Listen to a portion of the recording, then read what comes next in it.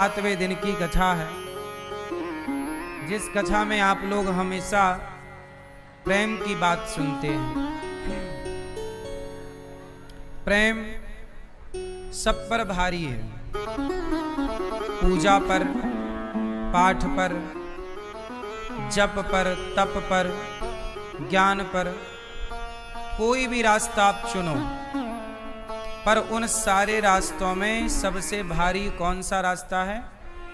प्रेम। पर इन सभी रास्तों में कोई ना कोई खतरा है। क्या खतरा है? जैसे रावण ज्ञानी था, स्वर्ग को जान सकता, तो रावण से बड़ा ज्ञानी कौन है? सामने खड़े हैं राम, पर नहीं जान पाया कि ये भगवान है। ज्ञान हो, भक्ति से भरा हो, प्रेम से भरा हो। भक्ति से भी ऊपर है प्रेम। पता है आपको? रखते हैं, नाम जप कर लेते हैं थोड़ा बहुत। शिव तांडव उसी ने गाया है। जटाटवी गलज्ज्वल प्रवाह पावित स्थले गले वलम विलंबितां भुजंग तुंग मालिकां डमट डमट डमट डमन निनाद डमर वयम चकार चंड तांडवम तनो तुनः शिवा शिवम। ये रावण ने गाया है। तो रावण भक्त तो था भगवान शिव का, पर प्रेम से शून्य था। बोलो हाँ। भगवान अपनी भक्ति सबको दे सकते हैं, पर भगवान प्रेम सबको नहीं देते। बोलो हाँ। माता देवकी के भीतर प्रेम ना होने से माता देवकी को कोई जानना नहीं चाहता, खुदा के साथ कृष्ण को जोड़कर देखना चाहते हैं। जबकि माता देवकी, पर देवकी के साथ कृष्ण को कम देखा जाता है, यशोदा के साथ ज्यादा देखा जाता है। क्यों? क्योंकि देवकी माता के भीतर प्रेम कम है। अब आप कहो महाराज जी, कृष्ण तो बेटा है और आप कैसे कह सकते हैं कि मां का प्रेम बेटे के प्रति कम है? तो मेरे पास इसके प्रमाण है। देखो, अब आप ध्यान से सुनो तो मैं सुनाऊं, और आप ध्यान से नहीं सुनो तो फिर मैं कैसे सुनाऊं? आवाज आ रही है? तो अब आपकी आवाज नहीं आनी चाहिए। शांति से सुनो।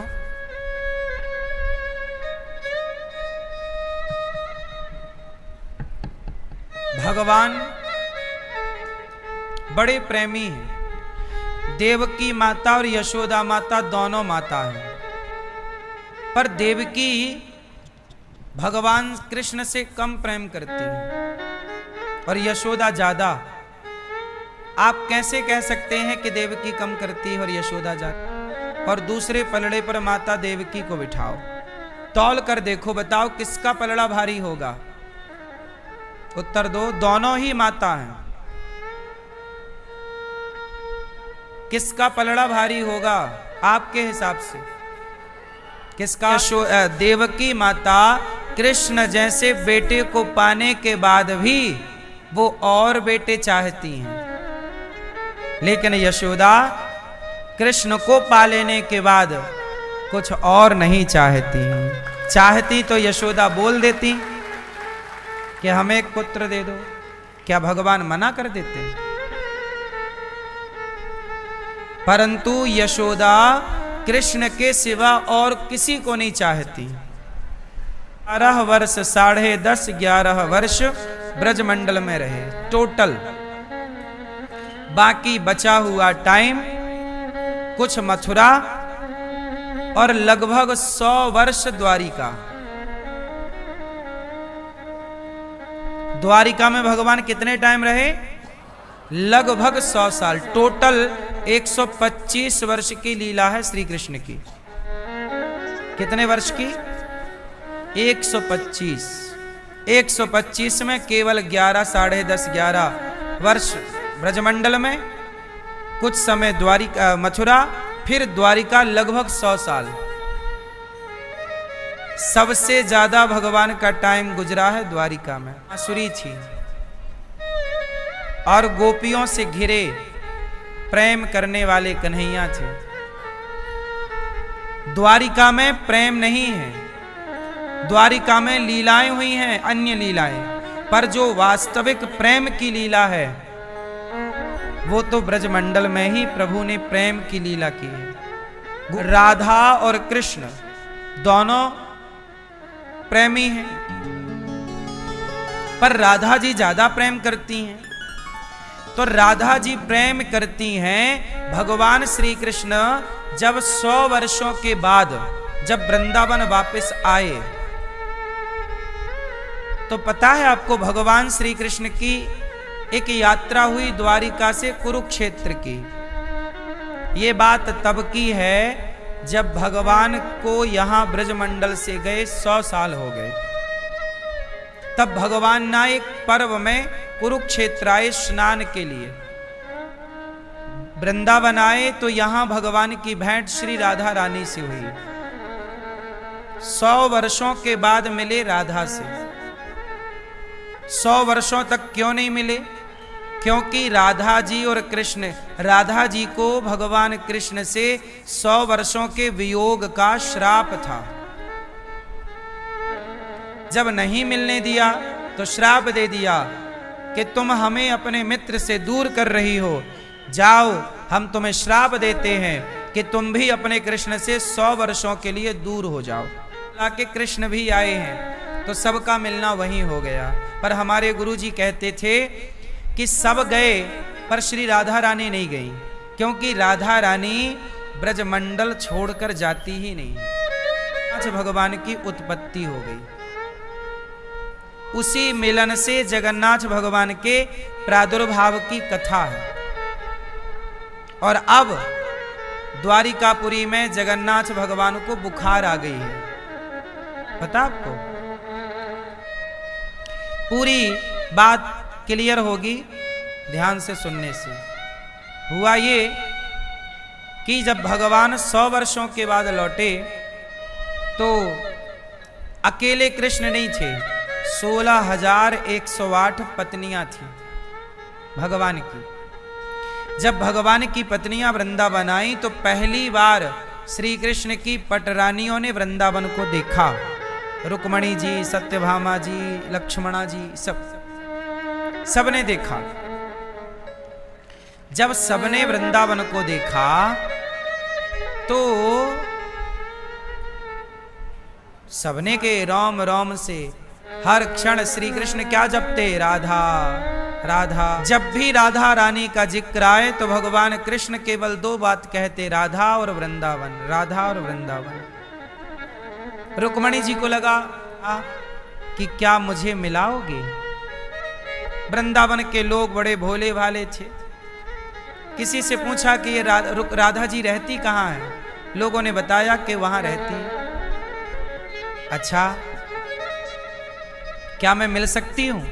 वो कुछ भी खाती पीती नहीं है, वो केवल कृष्ण नाम के रस का पान करती है। केवल कृष्ण कृष्ण कृष्ण कृष्ण। अच्छा, तो वो कृष्ण से बहुत प्यार करती हैं, बहुत। 100 वर्ष हो गए, एक क्षण ऐसा नहीं गुजरा जहां वो कृष्ण को भूली हो। अच्छा है रुक्मणी जी और राधा जी की। कल मैंने बताया था आपको, कल या परसों, कि राधा और तुंग विद्या कपड़ा धुलती हूं उनके, वस्त्र की दासी हूं, वस्त्र की सेवा, तुंग विद्या नाम। रुक्मणी जी घबराई, राम राम, कपड़ा धुलने वाली दासी इतनी सुंदर है। और आगे चली रुक्मणी अम्बा।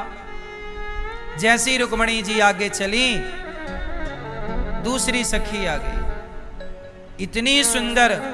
रुक्मणी जी को कन्फर्म हुआ यही राधा। राधा जी प्रणाम। उन्होंने कहा, बहन। रुक्मणी जी का हाथ पकड़कर जब ललिता सखी श्री राधा रानी तेजस्वी राधा रानी को देखा, प्रणाम किया, पर राधा जी ने रुक्मणी जी की तरफ नहीं देखा। वो तो जप रही हैं कृष्ण कृष्ण।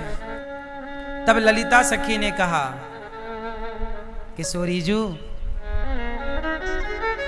श्री कृष्ण की पत्नी आई हैं, धर्म पत्नी रुक्मणी जी। अच्छा, हमारे कृष्ण की पत्नी, आओ आओ। क्या नाम है? रुक्मणी। बैठिए। जी के हाथ से दूध का वो पात्र लिया, बिल्कुल गर्म दूध था, भाप से। कि आप इन 100 वर्षों में कृष्ण के लिए आपने क्या क्या किया? राधा जी ने कहा, करना क्या है, हर क्षण कृष्ण तो मेरे ही पास हैं। आपको किसने कह दिया कि वो कहीं चले गए? आप केवल संयोग जानती हैं, मिलन जानती हैं, मिलना जानी जी आ गई। पर रुक्मणी जी को एक बात लगी कि गरम गरम दूध पी लिया, इसलिए कि कृष्ण ने दिया है। जितना प्रेम राधा करती है, रुक्मणी जी को लगा। तो रुक्मणी जी ने जब पूछा तो श्याम सुंदर ने कहा कि मेरे चरण तो सदा राधा रानी के हृदय में रहते हैं। आज उन्होंने कुछ गरम गरम पिया तो चोट मुझे बराबरी नहीं कर सकती। श्याम सुंदर राधा रानी से मिलने गए। 100 वर्षों के बाद जब श्याम सुंदर गए तो राधा रानी ने कहा, आओ द्वारिकाधीश, तुम्हारी तरह छलिया नहीं। बहुत लंबी वार्ता हुई और भगवान श्री कृष्ण की पत्नियां 16,108। उन्होंने यशोदा मां से कहा कि मैया, हमने सुना है क्योंकि हालत मतलब गोपियों की स्थिति कैसी थी। यशोदा मैया बोली, मैं बता नहीं सकती। कौन बताए? तो माता रोहिणी के पास गई। रोहिणी मतलब बलराल द्वार पर भगवान की बहन खड़ी हैं, माता सुभद्रा। 3 आई रोहिणी माता ने कि कृष्ण जब गए तो गोपियां उस रथ की धूल पर लौटने लग गई। कृष्ण कब आओगे? रोज सवेरा होए तो बस टुकुर टुकुर दिन बीत जाए, सूर्य उदय होते ही आ रहे होंगे। 2 दिन का कह के गए थे, अब आ रहे होंगे, अब आ रहे होंगे। केवल इंतजार करते करते करते करते सास कहती, अरे बहू, बच्चे भूखे हैं, चल के थोड़ा भोजन तो बना ले। तो बोली, मैं मैया भोजन बनाऊं तब तक मेरो कन्हैया आ गए हो तो भोजन बनावे में मन ही ना लगे। केवल कृष्ण कृष्ण गोपियां जपती और आपस में बैठ जाती गोपियां। अभागिन हूं कि मुझे नींद ही नहीं आती, और जब नींद नहीं आएगी तो पक गई, और तब कृष्ण आ गए। तो ये प्रेम की स्थिति है जहां प्रेम के सिवा कुछ नहीं है। राधा रानी के पांव में एक घाव है। श्याम सुंदर ने अपने दुपट्टे से राधा रानी के पांव में खून साफ किया और पट्टी बांध दी। कहा, राधा तुम चिंता ना करना, आज तक भरा क्यों नहीं? तो राधा रानी क्या करती है कि लकड़ी उठाती और उस लकड़ी से उस घाव को कुरेद देती, खोद देती है कि इस घाव के बहाने कम से कम कन्हैया का रोज दर्शन तो होता है, रोज मलहम लगाने तो आते हैं। श्री राधा रानी ने, ये प्रेम है जहां कृष्ण के सिवा पत्नियों को माता रोहिणी ने सुनाई। और जब ये रोहिणी ने कथा माता रोहिणी ने सुनाई तो भगवान कृष्ण की पत्नियां तो रोने लग गई, 16,108, और कहने लग गई, माता जितना प्रेम ब्रज की गोपियों ने कृष्ण से किया, हम तो सारी मिलकर इतना प्रेम। वो जब कृष्ण ने सुना कि मेरे लिए गोपियां इस तरह रोईं, मेरी याद में गोपियां इस तरह आंसू बहाईं, तो गोपियों के तो आंसू बह रहे थे, पर उस प्रेम की विरहा उसी तरह अत्यधिक प्रेम हो जाने के कारण, श्री गोपियों के प्रेम के कारण, जब कृष्ण ने सुना कि मेरे जाने के बाद गोपियां मेरे लिए कैसे तड़पती रहीं, कैसे रोती रहीं, उस प्रेम को जब सुना तो गोपियों के तो आंसू बह रहे और भगवान कृष्ण की पत्नियों के तो आंसू बह रहे, पर उस प्रेम को सुनकर कृष्ण की तो आंखें ही पानी बनकर, जब जाने लगे श्याम सुंदर ने तो राधा ने हाथ पकड़ लिया, तो इन हाथों से राधा के हाथ को छुड़ाया। और जब प्रेम की बात सुनी कि मेरे जाने के बाद, तो कथा नारद जी ने बंद कराई। कहा मैं किस वैद्य को बुलाऊं कृष्ण कि तुम्हारी आंखें वापस आ जाएं, तुम्हारे हाथ वापस आ जाएं, ये तुम्हारे आधे आधे हाथ कहां चले गए, तुम्हारे पंजे गायब हो गए, उंगलियां गायब हो गईं। हे श्याम सुंदर क्या हो गया?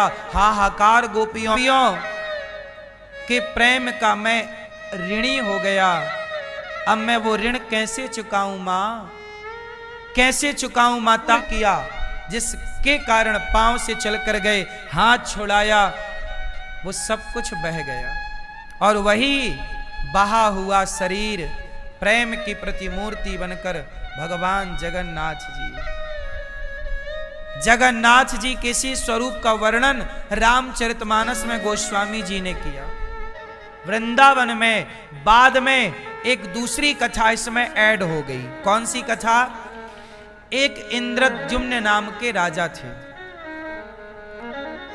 जिसे आप जगन्नाथ भगवान का मंदिर कहते हैं। वो मंदिर बनाया गया इंद्रद्युम्न नाम के राजा के द्वारा। फिर क्या हुआ? स्वयं भगवान वहां पर आए और भगवान ने कहा राजन, मैं इस मंदिर में भगवान की एक प्रतिमा बनाऊंगा, पर शर्त है कि जब तक मैं मंदिर के अंदर रहूंगा दरवाजे पर लॉक लगा दीजिए, कोई दरवाजा खोले ना, कोई अंदर आए ना। राजा ने कहा ठीक है। मंदिर में ताला लगवाया, स्वयं भगवान कृष्ण ही उस रूप में आए, कहा मैं मूर्ति बनाऊंगा। तब नीम की लकड़ी से, किसकी लकड़ी से? नीम, अंदर भगवान ने अपनी छवि बनानी शुरू की। बलभद्र, सुभद्रा और भगवान जगन्नाथ जी प्रतिमा गया। अब रोज क्या करते कि राजा इंद्रद्युम्न और गुंडीचा माता दोनों पूजा करते जगन्नाथ जी की। एक दिन भगवान जगन्नाथ प्रकट हो गए, माता कोई वरदान मांग लो, हमारे 2 बेटे हैं और 1 बेटी है। भगवान जगन्नाथ जी बोले आपके कौन बेटा है? तब माता बोली प्रभु आप जगन्नाथ जी और बलभद्र, मैं आपको ही अपना पुत्र मानती हूं, और ये जो बीच में बैठी है तुम्हारी बहन, इसे मैं अपनी बेटी मानती हूं। जब ये सुना तो भगवान जगन्नाथ जी रोने लगे कि माता आप मुझे माता यशोदा के रूप में प्राप्त, पुत्र के रूप में देखती हो, तो मैं भी आपको मां के रूप में देखूंगा। और तब से जगन्नाथ भगवान की माता हो गई मासी मां, उनका वहां नाम है मासी मां, गुंडीचा मां। अब वो रानी राजा का ना जो महल था, वो ठीक जगन्नाथ भगवान के मंदिर के सामने जो यात्रा निकलती है, बड़ी सी सड़क है, ठीक सामने जो महल है वो राजा रानी का है। वहां से रोज वो माता भगवान को देखा करती और भगवान के लिए फल मिठाई लाया करती कि मेरा बेटा खाए। करते करते ना मैया का बुढ़ापा आ गया, और इतना बुढ़ापा आया कि मैया एक कदम चलने में सक्षम नहीं। तब मैया आखिरी बार आई, बेटा जगन्नाथ अब मैं आ नहीं सकती तेरा दर्शन करने। तो भगवान बोले कोई बात नहीं माँ, आप बैठो, आप नहीं आ सकती हो पर मैं आपका दर्शन करने आऊंगा।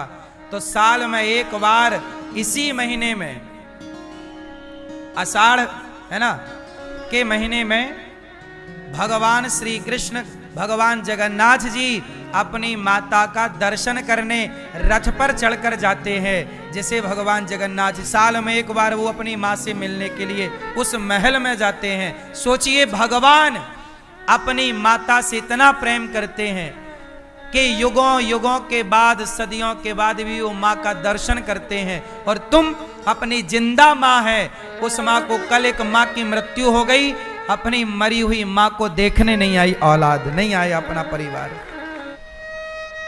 उनके अपनों ने नहीं सुना, ना अपनों ने हाल चाल जानने का प्रयास किया, ना आए। और भगवान देखो, इसलिए कहता हूं संसार से कितना भी संबंध बना लो, पर जगत के संबंध काम देते नहीं हैं, काम तो भगवान का ही संबंध आएगा। इसलिए जब जैसे आषाढ़ आया, कई बार पुरुषोत्तम महीना अधिक मास आषाढ़ में बढ़ता, जैसे पिछली बार सावन के महीने में बढ़ा था। 2 सावन थे। पुरुषोत्तम महीना कब आया? सावन में। जब कभी 15 साल में, 20 साल में, 25 साल में एक बार ऐसा होता है। तो जब जब ऐसा होता है, जब 2 आषाढ़ आते हैं, तो जगन्नाथ भगवान को, उनको कृष्ण जब गए अपनी लीला पूरी करके, तो भगवान श्री कृष्ण के शरीर को अर्जुन ने चिता पर जलाया, क्योंकि भगवान दिव्य हैं। एक रूप से तो भगवान चले गए अपनी लीला पूरी करके, पर जो भौतिक भगवान तो शरीर गए, ये भी बात सत्य है, परंतु भगवान की लीला अपना ब्रह्मा जी ने कराई। और जब 2 आषाढ़ आते हैं, फिर पुराने जगन्नाथ जी को शमशान में उनका अंतिम संस्कार होता है विधिवत। और ये हर 20, 25, 50 साल के भीतर की लीला होती है। तो जगन्नाथ जी हमारी और आपकी तरह जन्म लेते हैं और मरते हैं। जगन्नाथ, इसलिए कहते हैं जगन्नाथ भगवान की जब यात्रा निकलती है, तो उस यात्रा में रथ पर हाथ लगाने, रथ खींचने के लिए भक्त जाते हैं, और भगवान को खींचते हुए उनकी रस्सी पकड़ करके अपना सौभाग्य मानते हैं कि हमें प्रभु ने इस सेवा में लगाया, इस सेवा के योग्य समझा।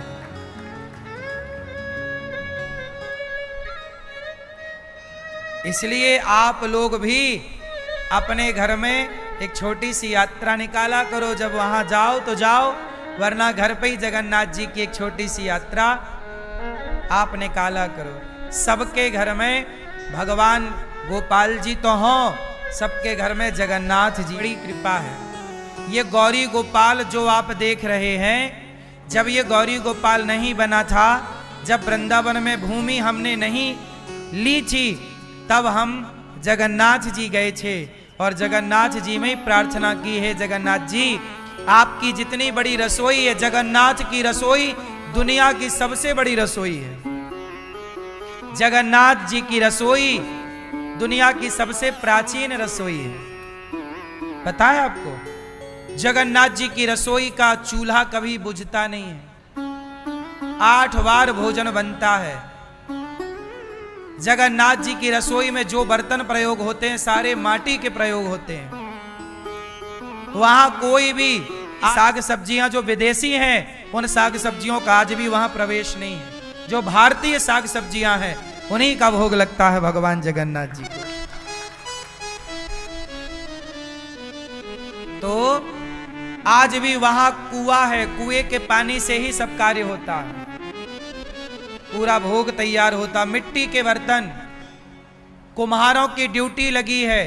एक दिन में कम से कम 15 से 20 लाख के मिट्टी के बर्तन खर्च होते हैं, और कुम्हार को पूरा पूरा पैसा दिया जाता है। कुम्हार एक साल में एक बार अपने बेच करके साल भर के लिए फ्री 20 लाख के बर्तन। और एक अन्नाच के भात को जगत पसारे हाथ, खत्म। तो कुत्ता पत्तल चाट रहा, तो ब्रह्मा जी भी बगल से पत्तल चाटने लग गए। तो एकादशी महारानी हंस पड़ी, अरे ब्रह्मा कुत्ते के संग खा रहा है। तब जगन्नाथ जी प्रकट हो गए, एकादशी तुझे बड़ा घमंड है, चल हम तुझे उल्टा लटकाते हैं। जगन्नाथ जी के मंदिर में एकादशी को भगवान ने उल्टा लटका दिया और कहा कि जगन्नाथ जी का मंदिर और ध्वजा जितने बड़े एरिया से जगन्नाथ जी का पुरी किसे कहते हैं? जहां से जगन्नाथ जी भगवान का झंडा दिखने शुरू हो जाए वो भूमि पुरी कहलाती है।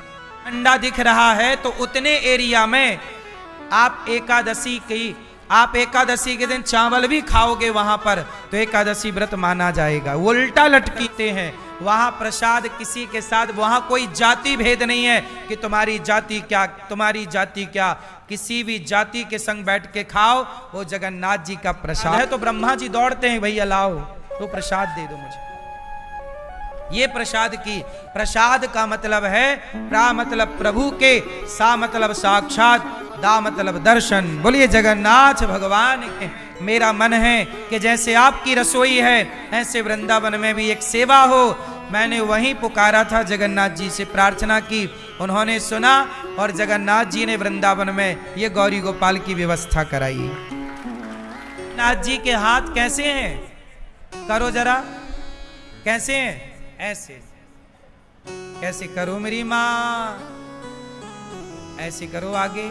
क्या मतलब हुआ? ऐसे हाथ कौन करता है? छोटा बच्चा ऐसे करता है कि मुझे गोद में ले लो। भगवान कह रहे हैं कि मैं तो तैयार हूं तुम्हारे हृदय में आने के लिए। क्या तुम तैयार हो? भगवान अपने हाथ को बढ़ाए हैं आपके। जब आप किसी को गले लगाते हो तो क्या करते हो? ऐसे भगवान तैयार है आपको गले लगाने। रोज ऐसा भाव बनाओ कि हम जगन्नाथ जी के चरणों से लिपटे हैं, हम जगन्नाथ जी के चरणों से लिपटे हैं। तो ये जगन्नाथ जी की पूरी चर्चा है। ये तो उद्धव बड़े ज्ञानी हैं। उद्धव के गुरुजी कौन हैं? सोचिए, उद्धव इतने ज्ञानी थे कि उन्हें पढ़ाने वाला इस धरती में था ही नहीं, इतने विद्वान। तब उद्धव जी की पढ़ाई लिखाई कहां पूरी हुई? जैसे आप ज्यादा पैसे वाले हैं तो आपके बच्चों की पढ़ाई लिखाई विदेशों में पूरी होती है। जो कृष्ण के रहस्य को जानते हैं, उद्धव जी स्वयं कृष्ण ही है ये मानो, कृष्ण जैसे ही है ये मानो, भक्त हैं। पर उद्धव जी अभी उस प्रेम को प्राप्त नहीं कर पाए जिस प्रेम को गोपियों ने पाया। तो उद्धव जी भी जब भगवान किसी पर कृपा करना चाहते हैं तो उसे अपने वृंदावन भेज दिया करते हैं, ताकि उद्धव जैसे ज्ञानी भी थोड़ा प्रेम के रंग में चढ़कर प्रेमी बन जाएं। ये कभी वृंदावन की प्रेम गलियों में आओगे तो प्रेम का रंग चढ़ेगा और आपका कल्याण होगा। ये प्रेम की धरा है, प्रेम की धरती।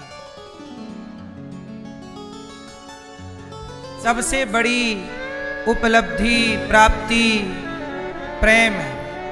भगवान से प्रेम नहीं हुआ तो कुछ नहीं हुआ, और प्रेम हो गया तो छिलके स्वीकार कर लिए, सुदामा के चावल स्वीकार कर लिए। प्रेम है तो सब स्वीकार है, और प्रेम नहीं तो दुर्योधन के 56 भोग स्वीकार नहीं किए भगवान। बड़े प्रेम को समझने वाले हैं भगवान। इसलिए कहता हूं, भगवान से प्रेम करो मेरी माँ। पूजा किसे कहते हैं? प्रेम को। आप कितना भी नारियल चढ़ाओ, मिठाई चढ़ाओ, पुष्प चढ़ाओ, पैसे चढ़ाओ, सोना चढ़ाओ, इसका कोई अर्थ ही नहीं है। बात समझो,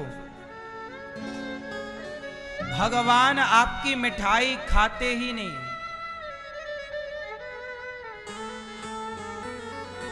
क्या खाते हैं भगवान? चलो एक बात बताओ, आपको कोई घर बुलाए और छलेंगे? प्रेम होगा तो छिलके भी खाएंगे, और प्रेम नहीं तो खवाओ फिर मिठाइयां। भगवान मिठाई नहीं खाते, उस मिठाई खिलाने वाले भक्त के भीतर प्रेम कितना है, पहले उस प्रेम को ग्रहण करते हैं भगवान। यदि वो प्रेम ही नहीं तो मिठाई का कोई अर्थ नहीं। क्यों मैया? इसलिए भगवान को प्रेम चाहिए। आप लोग भगवान को मिठाई तो देते हैं, नारियल तो देते हैं, सोना चांदी हीरा मोती देते हो, क्या होगा इससे? इससे भगवान मिलना संभव नहीं है। पैसे वालों को भगवान मिलते तो सारे पैसे वाले को मिल जाते, पर भगवान पैसे से नहीं, प्रेम से। राम ही केवल प्रेम प्यारा, जान ले यजो जान निहारा। एक ही लाइन में दो तरह से कहूंगा, आप जरा सुनिएगा। किस वाक्य में, किस सेंटेंस में प्रेम छलकता, सुनिएगा।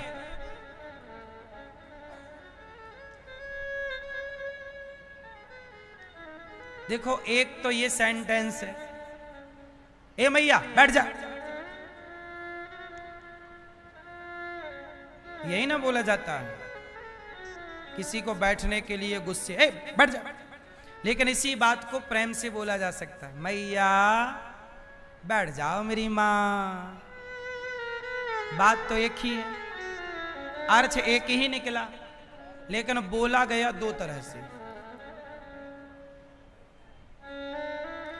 आप लोग भी रोजमर्रा के बातें ऐसी बोलते हैं अपने दोस्तों से, परिवार से। उन बातों को और सरल और सहज तरीके से बोला जा सकता था, लेकिन आपने ऐसे बोला, बिल्कुल खड़ी लैंग्वेज, खड़ी भाषा। अपनी वाणी को थोड़ा लचीला बनाओ, बोलने के पहले थोड़ा मधुरता लाओ। इसी प्रेम में, इसी वाणी से लोग बिक जाते हैं। बोलो हाँ। इसलिए भगवान की प्रार्थना बड़े भाव से की जाए। मीराबाई कहती हैं, तुम कुछ भी कहो, लोग कहे जरा ताल से गा, सुर से गा। मीरा बोली, कृष्ण को मनाने के लिए सुर ताल की जरूरत नहीं। भगवान के भजन सुर ताल में हो ना हो, पर भाव में होने चाहिए। भाव ताल का ज्ञान लता जी से ज्यादा किसको होगा? बोलो, होगा किसी को? सुर ताल का ज्ञान लता जी जैसा किसे होगा? लेकिन लता जी जगत के लिए गाती रही, मीराबाई जगन्नाथ के लिए गाती हो गई। लता जी अमर हो गई, मीराबाई भी अमर हो गई। पर दोनों को रखो तराजू में, तौल के देख लो किसका पलड़ा भारी है? हैं? बोलो क्यों? क्योंकि मीरा की वाणी सुरताल से भरी हो ना हो, पर भक्ति और प्रेम से भरी है। वो कृष्ण के लिए है। क्या भगवान के प्रेम में रंग गई। उद्धव जी आए, गोपियों के प्रेम में रंग गए और ब्रज रज में लौटकर राधा रानी से बोले कि हमें आशा महो। हे माँ, हमें तो यही प्रार्थना है आपके चरणों में कि ब्रज की लता पता बना के हमें यहीं रख लिया जाए, दूर ना भेजो माँ। तब भगवान श्री कृष्ण ने दर्शन दिया। राधा और कृष्ण बिल्कुल अलग नहीं है, ये केवल प्रेम को प्रकट करने की लीला है, ताकि इस लीला से प्रेम प्रकट हो। 108 विवाह हुए। विवाह क्यों हुए ये कथा कल हमने आपको बताई थी, कारण बताया था विवाह का, कल समझाया था हमने। भगवान की इतनी पत्नियां, इतने विवाह पर भगवान प्रसन्न है। क्या है मेरी मां? प्रसन्न। आज आयो हूं मैंने सुन रखे हो कि टेढ़ी टांग वालो या ब्रजमंडल में ही मिले। मैया हनुमान जी ने मित्रता करा दी, और मित्रता कैसी? जो ना मित्र दुख हो ही दुखारी, तिनहि बिलोकत पातक भारी। रामचरितमानस में लिखा है इसी प्रसंग में गया, और यहां आया तो ये श्राप के कारण बाली नहीं आता। यहां एक संत जी ने श्राप दिया कि तू यहां जाएगा। ने कहा राम, मिला करके बात ये है कि कई बार अधर्म हमें लगता है कि ये अधर्म है, पर सही है कि गलत है। उसी तरह हमारी सत्ता न पहले थी, न भविष्य में होगी, न वर्तमान में है। सत्ता ईश्वर की ही है। ईश्वर की सत्ता को ही अज्ञानवश लोग अपनी सत्ता मान ले। आपकी आंखों से आप देख रहे हैं कि ईश्वर देख रहे हैं? सच बताओ। आपकी आंखों से आप देख रहे हैं कि कृष्ण देख रहे हैं? बोलो। आपके पांव से आप, सच बताओ, गांडीव अर्जुन चला रहे थे कि कृष्ण चला रहे थे?